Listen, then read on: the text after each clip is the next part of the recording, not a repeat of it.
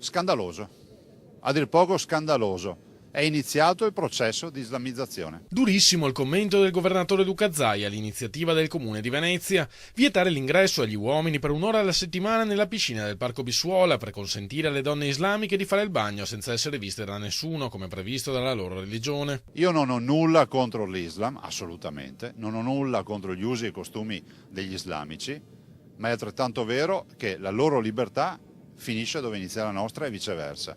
Il rispetto è tutt'altra cosa.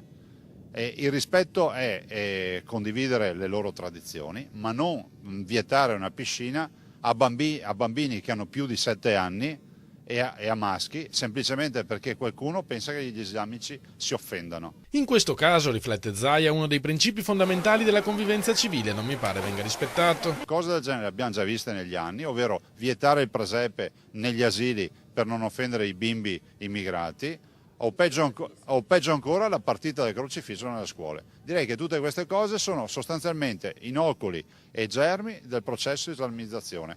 Mi chiedo se avviene il contrario nei loro paesi. La risposta è chiara, è no. Portare oltre i limiti del buonsenso l'accettazione di modi di vita lontani anni luce da noi, conclude il governatore, viene visto dagli islamici non come apertura culturale ma come resa identitaria, e un popolo che perde la propria identità non ha futuro. Penso che sia un modo per legittimare una cultura non condivisibile che c'è rispetto alla donna. La donna è uguale all'uomo, ha gli stessi diritti dell'uomo, punto. Non c'è necessità di ghettizzare la donna vietando le piscine agli uomini o facendo altre robe del genere.